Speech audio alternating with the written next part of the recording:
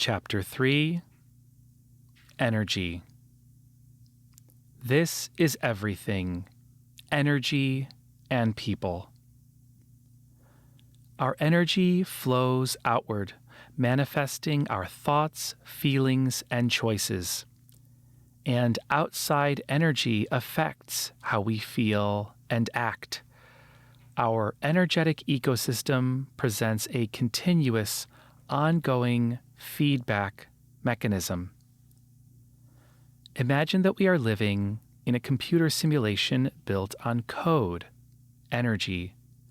We are constantly writing new code which changes how our environment looks and operates. At the same time, we are experiencing code that already exists from the past and present. We are already living in this energetic world. We already have a relationship with it, but in many cases we have limited awareness of it. There is an opportunity to develop a more mature relationship with this dynamic and living reality. Understanding and working with energy opens a pathway to genuine healing, creation, and reformation of how our life and world operates. Recognizing the effect of energies. Whether we are aware of it or not, the energies around us affect how we think and feel. For example, we may find that there are some locations we visit where we feel tired, heavy, irritable, or uncomfortable. We may find it harder to think or reason, or we may find it harder to express ourselves or be in touch with a sense of who we truly are in these situations. By being aware of energy, we can do 3 things. First, we can note the extent to which these outcomes are related to the energies of the environment. We won't simply identify with the outcomes and believe it is just us or completely internal to ourselves.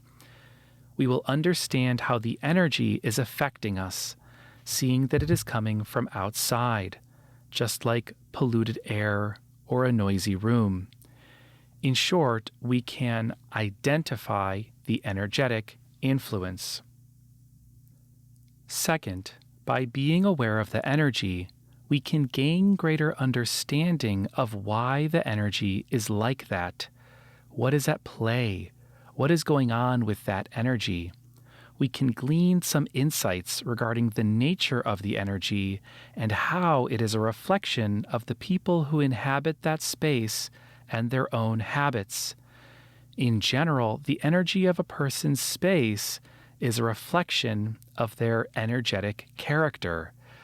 That persistent quality of energy in that person which endures over many months and years. We can develop insights or theories of the cause or source of those energies. Third, now being aware of how the energy is affecting us and seeing possibly some insight regarding why the energy is a particular way, we can begin to consider taking some action to address the energy in that space. Sometimes it means working with the energy of the space. Sometimes we can develop a counter thought to help neutralize the effect of the energies. And sometimes we just decide to go somewhere else. Developing energetic proficiency. How do we develop ourselves to this point?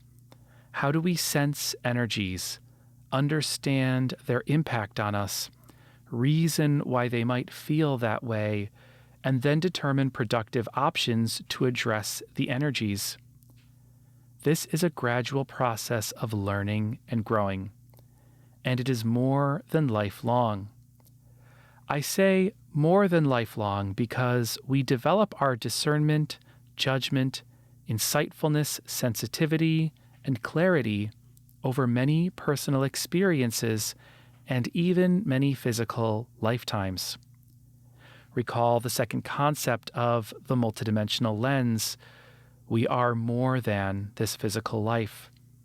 Our capacities and qualities are not merely the result of this one physical lifetime, so we will continually improve how we go about navigating and negotiating energies for a long time to come. Still, there is tremendous opportunity to develop within one lifetime. And even if we have a proclivity toward working with energies in various respects and competencies, we will, to some degree, start over in each lifetime. A fun analog to this is a genre of video game called a roguelite. In a roguelite, your character undertakes a difficult adventure and eventually dies, causing you to lose all of your resources, gold, and skills. However, when you start over, you retain subtle capabilities from your previous run.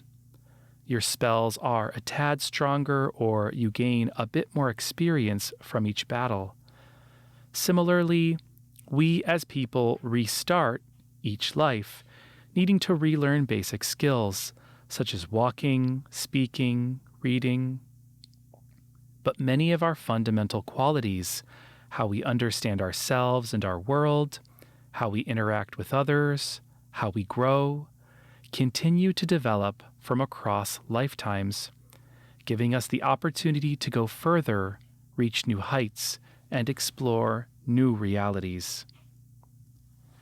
In this same respect, we have to recover some of our ability or proficiency with energy in each life. In so doing, we refine our more timeless capacities for working with energy. In general, we can develop our energies through 4 main domains of experience. Energy work, the ability to mobilize or maneuver our energies, cultivated by such practices as direct energy work, Tai Chi, Qigong, or yoga. Note that these practices may develop different qualities of energetic proficiency, especially depending on how they are used. If an individual does power yoga for primarily fitness reasons, they will reap the benefits of energetic health by virtue of the poses, but they may not necessarily develop an advanced degree of energetic sensitivity or discernment through this practice alone. Energy observations. Being aware of what is going on in our life and paying attention to the energies. Noting what we feel before, during, and after. Simply paying attention to the energies and developing experience through observation. Utilizing psychometry or energy reading to better understand and analyze the information embedded within different energy fields or signals. Energy applications, a sort of combination of energy work and energy observations. There are many ways to apply our energies in life in an attempt to heal, resolve, unblock, or develop things. Many times we perform various forms of energy application without being consciously aware of the energy. For example, when we are journaling about deeply personal topics in order to better understand ourselves, we are often channeling and focusing our energies strongly, building a specialized field of energy around us, and often activating key chakras, such as our third eye chakra or crown chakra, in the effort to better understand our integral personal concerns. Exchanging ideas. By sharing our experiences with others, discussing and listening to others' experience, whether live, recorded, or in written form, such as in this book, we are able to develop our context and parse energetic experiences in different and increasingly experienced ways. Direct energy work. In this book, and in my personal background experience, I have almost exclusively used direct energy work as my means toward energetic proficiency. While I have experimented with other practices, it was only intermittent and did not translate to a direct, global, transferable skill in working with energy in my personal history. However, I did not go deep into these other practices and tended to stick to direct energy.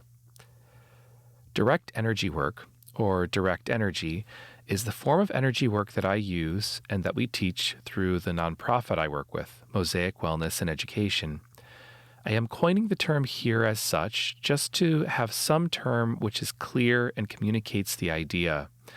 Direct energy focuses on mobilizing energy through and from our personal energetic system through application of personal will, effort, intention, choice. It does not involve breathing, imagination, or physical movements. A practitioner is welcome to use breathing, imagination, or physical movements if they find it benefits them, and this is an area they want to explore. However, we don't proactively encourage these behaviors because those of us who have been using direct energy for many years do not do these things and do not consider them to be necessary or even necessarily advisable for developing energetic proficiency. Walkthrough. Send energy forward. So let us begin with the simplest of direct energy exercises, sending energy forward. For this exercise, we will send waves of energy forward to the space in front of us. You can start by sitting in a comfortable position. Please make sure you are not driving or doing anything that would require your full focus. In general, and especially for beginners, we recommend energy work only when we have the freedom to relax and allow ourselves to enter a slightly altered state. Breathe normally and stay relaxed in a neutral position. We are going to begin sending waves of energy forward for perhaps 1 to 5 seconds at a time, with a short break, say another 1 to 5 seconds, between each wave. It may help to set a timer on your phone or computer. We will apply this exercise for 2 minutes, just enough time to change your life. Now, at this moment, choose to send a wave of energy forward from your whole body. Pause a couple seconds. Exert your will to send a wave of energy forward. Rest for a couple seconds. Apply effort to flow a wave forward. Take a moment. Flex that choice like a muscle to send energy forward. Pause before sending another wave. Embody consistency and continue in this fashion for at least 2 minutes. If you want to explore further, you are welcome to do this for longer, say 5 or even 15 minutes. Dealing with a lack of sensation. If you do not perceive any immediate, discernible sensation when working with energies, do not worry. This is quite normal, especially when starting out. 2 developments will mitigate this over time. First, during any given session, we will find our momentary energetic sensitivity and flexibility develop throughout the session. Just like our physical body needs to warm up before we really get moving during exercise, our energy body benefits from some time to warm up before exerting a greater quantity of energy and allowing a clearer and more vivid perception of the energy. Second, as you work with energy in a consistent manner over many weeks, months, and years, you will find you develop greater energetic sensitivity overall. However, especially in the beginning, this lack of immediate feedback in energy sensitivity can be a frustrating, if quite common, experience for practitioners. Fortunately, There are ways to mitigate this frustration. Here are some ideas that will help us to develop our resolve and perspective when applying this practice. First, we can compare our condition before and after working with energy. How do we feel after the energy work compared to before? Often we feel more relaxed, more calm. We may find we can think more clearly. We may feel a bit more organic with ourselves, less artificial, less agitated, less fabricated. This last feeling is due to us recycling older, more stagnant energies from our field of energy. We replace them with fresh, new energies that come from a more immediate, authentic place within each of us. Second, we can mitigate this frustration by understanding that energy follows intention. Whether we feel the energy outright or not, we can rest assured that, as we apply our effort and intention, we are moving the energy. We are indeed doing the work, as long as we are genuinely applying a willful exertion of intention to send the energies forward. Third, we can appreciate that direct energy work is training a somewhat foundational skill for us as the multidimensional people we are. It is absolutely worth the time and investment. Developing our sensitivity and understanding of energy is like learning to work with prime, learning to perceive and harness fundamental forces at play in our reality. This will allow us the opportunity to become more advanced human beings in how we approach every facet and scenario of life. We do not need to use our energetic proficiency in every area of life, but it is certainly an available capacity that we can leverage in every space of our life. It also speaks directly to the fabric of existence and interaction in the non-physical world, which exists beyond the physical one. If we want to prepare ourselves for every fortune, as the great philosopher Diogenes exhorted us so many centuries ago, we can perhaps find few candidates more worthy than the development of our proficiency and experience with energies. Fourth, last but certainly not least, I invite you to consider the aspects of energy work which are indeed fun, pleasurable, relaxing, and a form of play. As we continue through this chapter, we will discuss other ways of working with energy which are deeply personal, exploratory, and creative. Let us embrace this sense of play and fun when working with energy.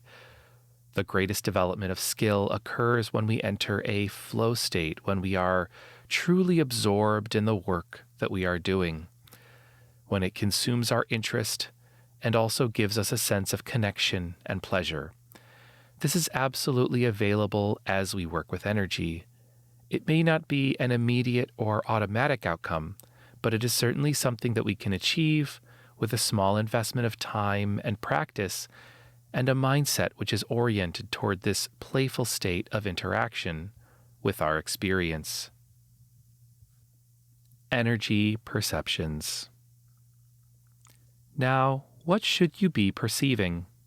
First, it is largely personal. As we are individuals, our energies have individual qualities and characters. We carry the multitude of past experiences from our multidimensional history across a swath of physical lifetimes. All of this influences how our energies operate and how they are predisposed to interact with the world around us. For this reason, people will perceive energies in unique and personal ways. First, we can divide our energy perceptions into two main buckets. We can experience energetic sensations and energetic feelings. Both of these types of perceptions are fundamentally the same. It is our internal, subjective way of processing some energetic event that is occurring. The difference is in how we experience the event, based on the event itself, but also based on how we are behaving, consciously or unconsciously, to predispose a particular kind of perception. An energetic sensation is when we experience energies in a way that is akin to a physical experience. Common energetic sensations are feelings of heat or cold, a feeling of buzzing or vibrating, a sense of magnetic pulling or pushing, a prickling or tingling feeling, and less commonly, a feeling of sudden impact. These are typical sensations of energetic events taking place as we interact with energy or mobilize our own energy. However, we can also have energetic sensations related to our personal energy system. For example, discomfort, tension, or blockage, or corresponding release, relief, and opening. An energetic feeling is an energetic experience processed in a more emotional or mental manner. Energetic feelings include the entire spectrum of human emotions, feelings, sentiments, and even thoughts and ideas. Joy, euphoria, equanimity, frustration, fear, fixation, and optimism are all experienced through the quality of energies and through our perception of them. In fact, many of the times that we feel these emotions, the experiences are themselves energetic in nature. One of the greatest realizations we make as we work with energy and come to understand it better is the extent to which our lived experiences are taking place on a deeply energetic level. Energy sensations and feelings are not mutually exclusive experiences by any means, and we often experience them both simultaneously. For example, we may be working on some block or concern in the energies of our abdominal region, and in so doing feel simultaneously a sense of tightness or block, energy sensation, along with perhaps a feeling of fear or agitation, energetic feeling. As we continue to work with this block and resolve it through our application of will and creative exploration, we may feel a sense of release and opening, energy sensation, and a feeling of emotional relief, empowerment, gratitude, and euphoria, energy feeling. Primary direct energy exercises. To develop a solid command of the direct energy practice, we teach 3 foundational energy exercises. Each one has its own use case and advisements on usage. Sending energy. This is the exercise we used earlier. We send energy out in a given direction from a particular area of the body. The most common method is sending energy out in all directions from all areas of the body. Earlier, we sent energy forward in order to make the energy movement itself a bit more intuitive and hopefully amplify the results for new practitioners. This can be used to unblock and clear our energy system. It can also be used to clear or clean or donate energies to a particular space or person. Please be aware that sending energy does create some energetic coupling or connection with your target. For this reason, we should be careful when sending energy out in an area with energies that may be imbalanced or something we would not want to connect with. However, we don't need to be fearful of this outcome, as it will typically just involve a bit of shorter-term intoxication, which will be resolved with time and perhaps some detox interventions. See Chapter 4. A common question regarding sending energy is, won't I run out of energy? What if I am not feeling energized? We can think of our energy like the traffic in New York City. There is no shortage of it. In fact, Usually, we are much more congested than we would like to be.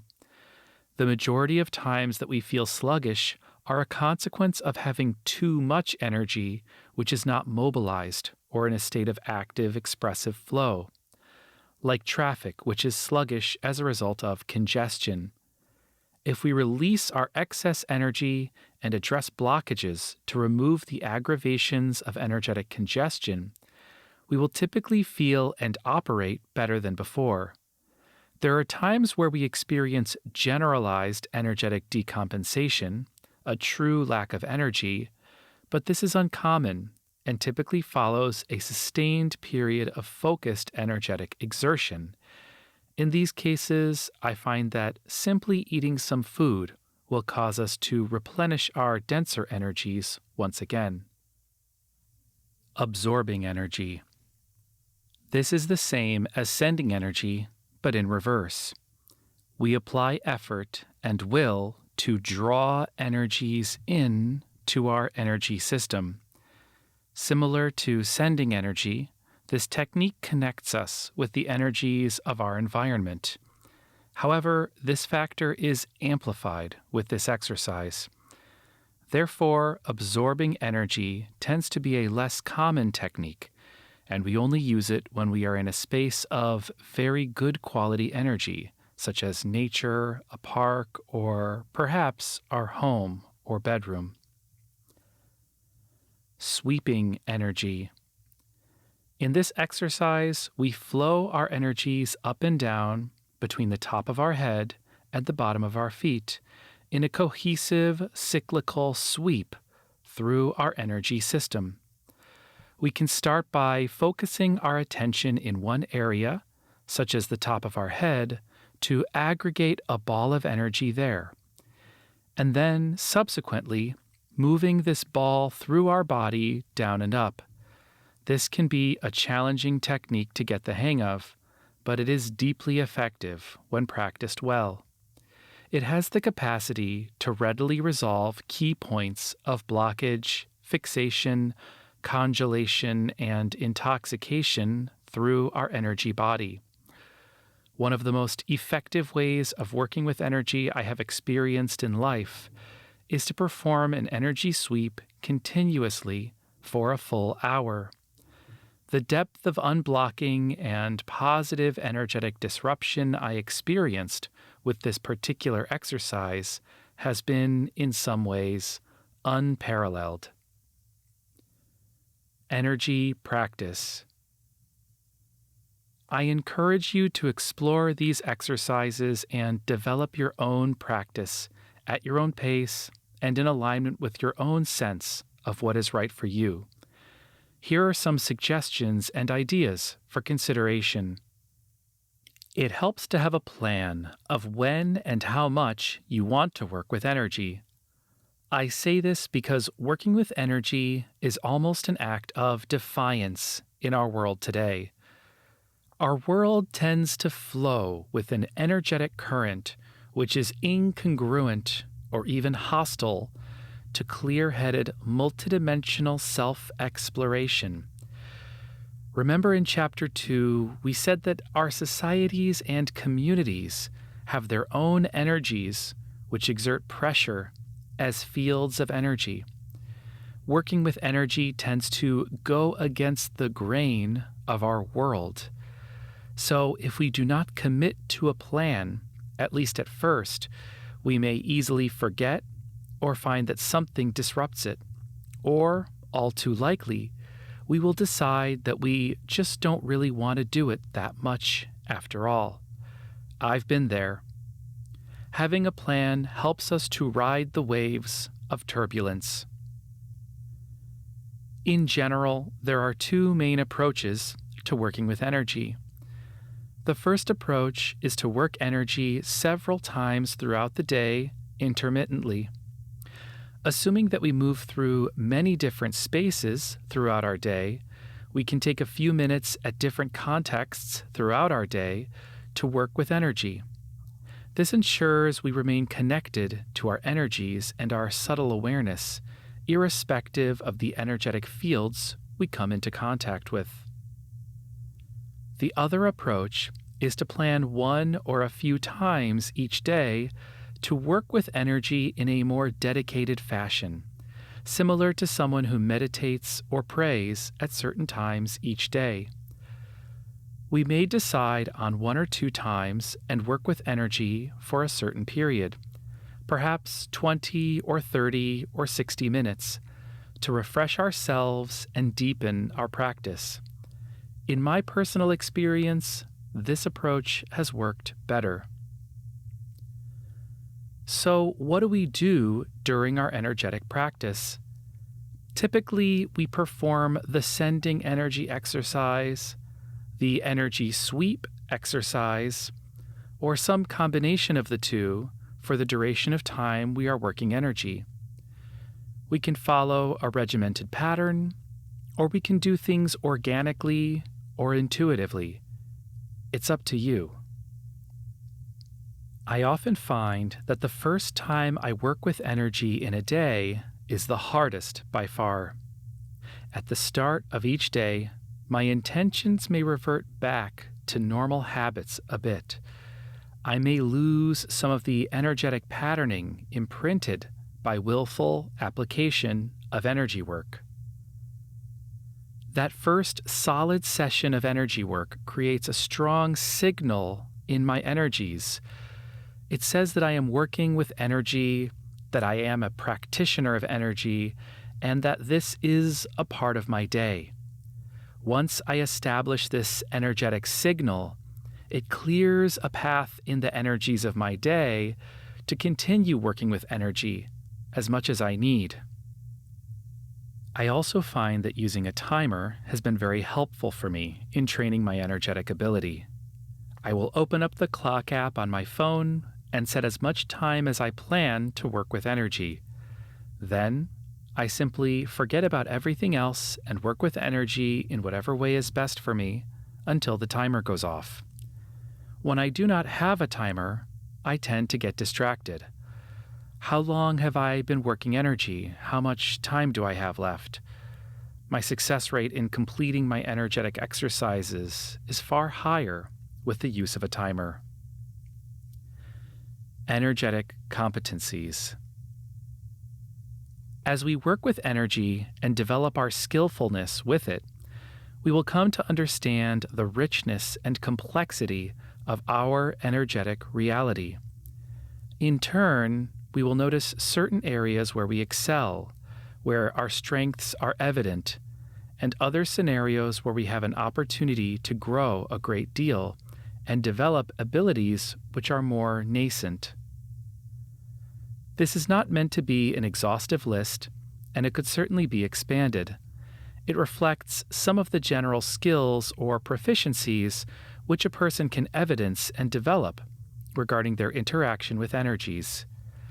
These are based on my own experiences and insights, and are somewhat adapted from previous curriculums I have worked with.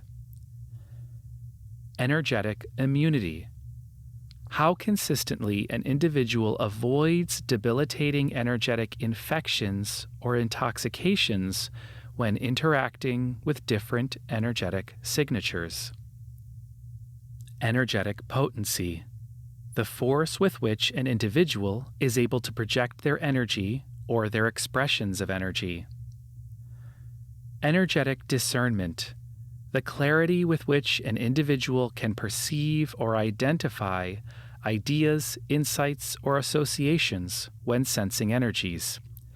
When this trait is applied, it is called energy reading or psychometry. Energetic confidence. The maintenance of one's own energetic signal in varying energetic contexts. This is a complex behavior with many factors, and a person's energetic confidence can manifest quite differently depending on the environment. For example, around certain people or certain positions of power. Energetic dexterity. How nimbly an individual can tune their quality of energy to the specific needs of the moment. Energetic self-remediation. How effectively an individual can work on their own energies, resolving energetic couplings, intoxications, shorter term blockages, longer term energetic issues, and the like. Energetic awareness, the general level of alertness or presence of mind that an individual has regarding their energies and the energies of their environment. Energetic sociability, the ease with which an individual authentically connects with and supports other people using their energies. These energetic competencies can be evaluated in terms of stronger or weaker for an individual. However, in many cases, individuals will find that their competencies will be more or less effective depending on the specific scenarios or contexts.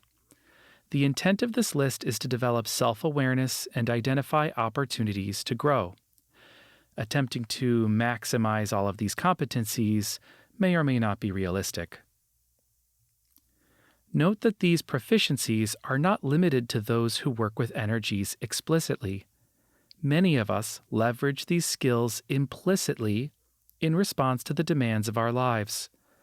For example, a school teacher who needs to maintain a strong presence over their class may express a great deal of energetic potency from time to time. And someone who engages in expressive, creative outlets may apply their energetic discernment as they strive to unpack the contents of their semi-conscious, intuitive inspiration. Living with energy. One of the biggest reasons we would benefit from studying and working with energy directly is because we are already living an energetic existence. Perhaps most of how we operate through the day is in fact accomplished through our energies. Our thoughts, our emotions, our subtle perceptions, our choices are all rendered through the matrix of our personal energy network. We live our lives enmeshed with the quality of our own energies. Just as the condition of our physical body influences so much of how we feel and act, our energy body's condition predisposes our life experience in many ways. Following this, there are fields of energy associated with our behavior, our habits, our activities throughout the day. We cultivate fields of energy throughout our lives, in our homes, at work, in our relationships, which presuppose specific dynamics and outcomes. In a sense, these energetic patterns at play in our lives act as a kind of machinery, propelling us to continue the behaviors we have presented in the past.